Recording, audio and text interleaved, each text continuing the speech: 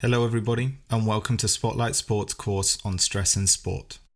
Today, as we move on to the 7th module, we will be focusing on the sources of stress and anxiety in sport. So let's get into it. Right at the beginning in Module 1, we went into great depth and detail about what stresses are, and we have mentioned the notion that sport and stress are intertwined. Without stress, sport wouldn't be the thing that it is today. Because of this, sport is like a puppet master that pulls at the strings of our stress and anxiety on a regular basis by creating new threatening or challenging situations for us to deal with. Whilst there are many, and we mean many different sources of stress and anxiety, we will discuss today a few of the most commonly known that affect any participant within sport, whether it is an athlete, a coach, or a parent. It is important that regardless of what position or title we hold, we should be aware of some of the major sources of stress or anxiety to any participants, be able to understand how and why these affect them, and be able to identify these contributing factors that can psychologically influence the way you or someone acts before or during a sporting context.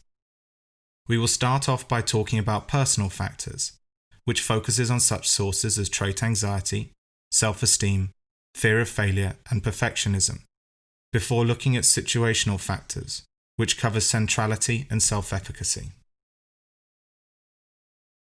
Personal factors specifically focus on an individual's characteristics.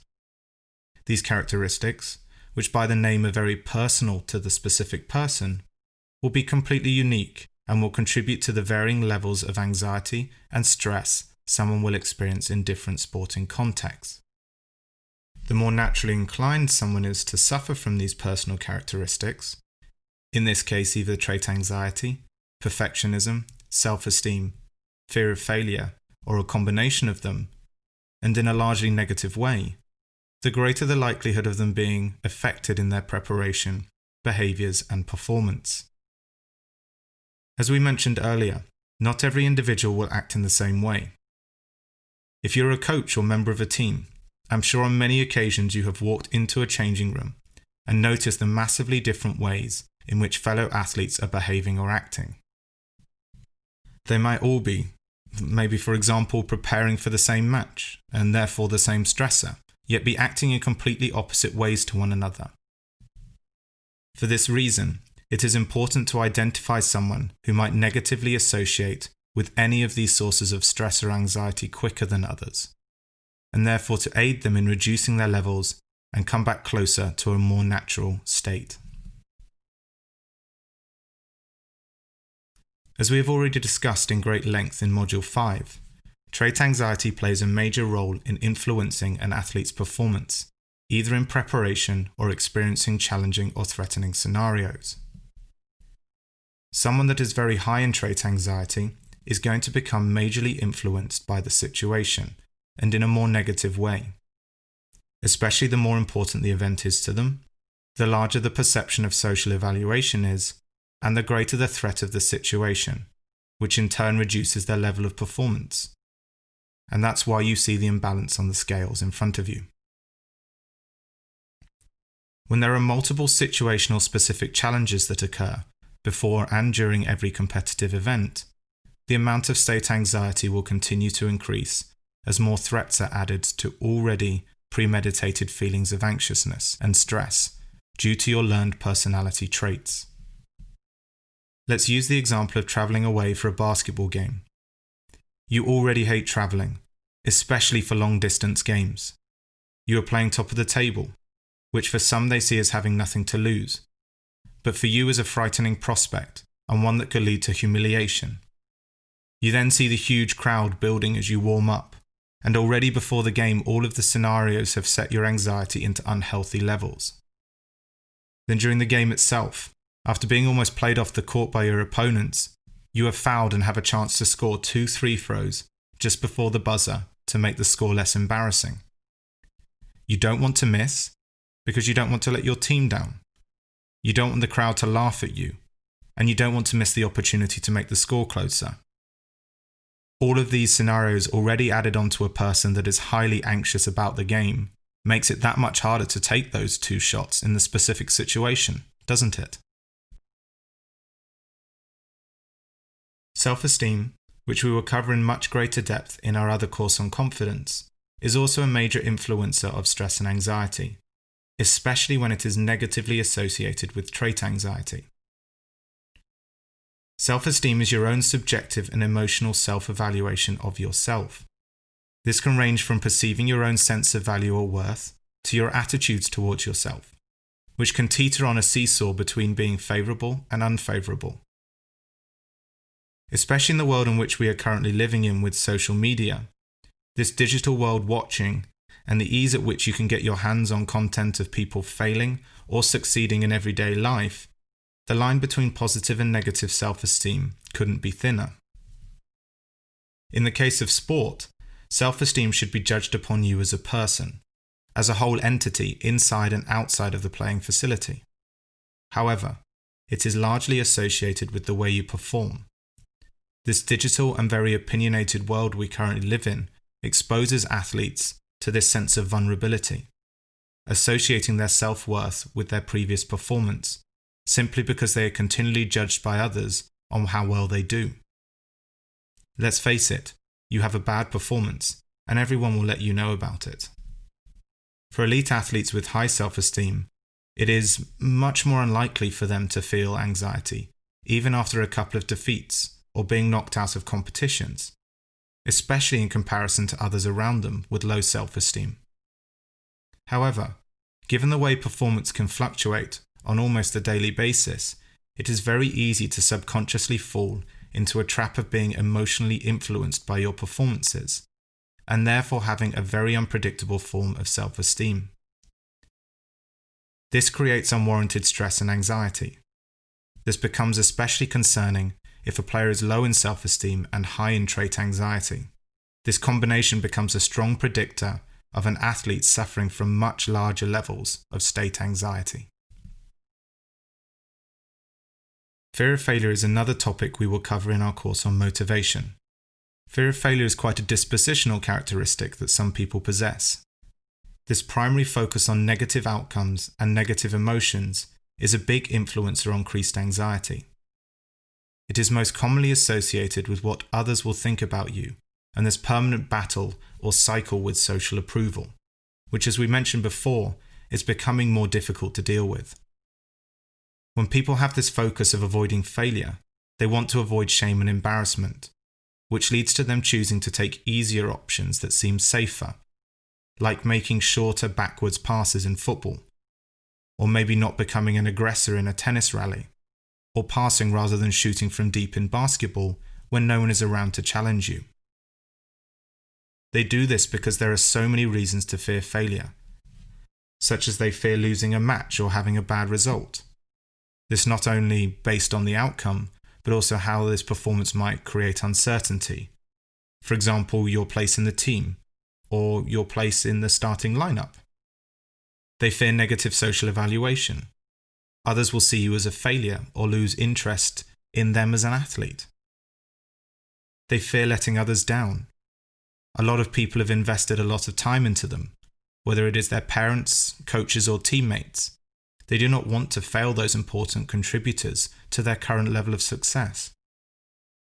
And all of this contributes to the internal fear of not living up to literally everybody's expectations. And finally, another person you always worry about pleasing is yourself. You can spend every session feeling stress and anxiety about not performing to your best, or growing anxious about experiencing shame or embarrassment in front of everyone. And readjusting how you see yourself is not easy to do. Perfectionism is the desire to be as close to perfect as possible. For most, especially with negative signs, there is a fear of any noticeable implications of imperfection, which some just might see as being human. People will associate any of these signs of imperfections as mistakes or errors, a blemish of who they are as a person, therefore seeking perfection as the main way to get any semblance of personal acceptance. Whilst adaptive perfectionism focuses on the more positive characterizations, like athletes seeing it as healthy and desirable, based on the appeal of working hard or being committed. These can in many cases only be deemed symptoms, and the main focus of perfectionism is on unrealistic standards. This is where maladaptive perfectionism can have a debilitative effect on an individual, as the constant excessive worrying about making mistakes in this pursuit of perfectionism, this constant need for approval from others to feel a small sense of achievement, and this huge fear of failure, especially when failure is inevitable in sport, constantly causes an unhealthy increase in anxiety, heightened levels of stress, and massive psychological and physical contributors towards serious fatigue. Think about when you have talked to your players, your son or daughter, or even teammates. Do they focus on the goal that they scored, or the incredible defensive tackle they made, or even that exceptional volley that they hit in the rally? Or is the first thing they focus on the missed passes, the tackles they missed, or the fact that they even didn't complete that excellent return off a very good service? Are they able to take joy in winning the match? Or is the first thing they want to do overanalyze and discuss the errors in their own performance, maybe even despite winning? Such is the destructiveness of maladaptive perfectionism that many psychological disorders, such as behavioral avoidance or withdrawal, burnout, depression, eating disorders, self-harm, and even suicidal tendencies, arise from the extremely self-critical and self-evaluational nature of the condition. Situational factors are associated with things that happen specifically to the context and environment, and therefore can increase our levels of anxiety and/or stress, such as self-efficacy and centrality. These differ much more than the personal factors. As the name gives off, it is more situational specific, which is much more uncontrolled variables, especially when comparing to the more predictable nature of an athlete with learned trait characteristics. This could be stresses that happen a week before a game, on the way to an event, the match itself, or even in the pre-season period. New challenges and threats occur with extreme regularity, and therefore as a coach, athlete, or parent, you have to be aware of the continual roller coaster of emotions that could come based on an athlete's perceived ability to meet the demands of the new situations. Centrality focuses around the idea of how important and specific an event is to an individual. The event itself might not be that important in general. It could be a pre-season game, a practice match, or your position in the table is already set, and therefore a win or a loss in the next game doesn't seem that important. Yet that match or event might still have huge importance to someone else. It might be an opportunity for them to prove themselves to a new team. They could be coming back from a long-term injury. Or it could be that they don't want to let anyone down because they've been on a good run of form, or finally managed to make their way into the starting lineup. This sense of how central the event is to someone can cause major anxiety within the individual, despite the obvious unimportance to others. It doesn't have to always represent a sense of negativity, as high centrality can motivate focused mindsets and that desire to win. But in others, especially those who already suffer from any of the personal factors we mentioned before, this can become a big problem and largely debilitative over a season, where every relatable session seems of equal importance, if not more, than the last. It is not always easy to see from the surface that centrality is working negatively for someone, and therefore increasing an individual's stress levels. So don't just assume that because the event or the match or training session isn't important to you, or even most of the group, that it's the same for everybody else. Self-efficacy is one of the many different layers that, put together, is a huge influencer on confidence. As it is situation specific, it means that it is the extent to which we believe we can successfully execute a certain task at a particular point in time. This could be kicking the conversion at the final whistle to win that rugby match for your team, or believing you can maintain the lead you have in the final leg of the 4x400 meter race. Maybe being able to score that penalty in a football match, or complete that final tumble in your gymnastics floor routine without falling over. Because it works on the premise that we believe in ourselves to complete a task, having high levels of self-efficacy works oppositely to high levels of anxiety. Let's face it, the more you believe in your own abilities and the chance for success, the less anxious or stressed you are about the situation.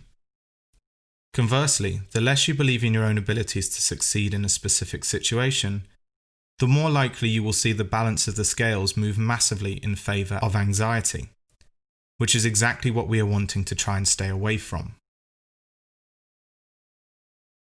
As worrying as it sounds, there are so many variables and different sources of stress, whether it is an individual's constant battle with self-efficacy and their ability to successfully complete the task, or their constant fear of failure, giving the coach the impression they are playing too safe and not expressing themselves enough on the field to do something out of the ordinary, to stand out. Situational factors change, much like the example with the basketball game we talked about earlier, as much as your belief in your abilities to complete the task at hand, or how important that particular situation is to you in comparison to others.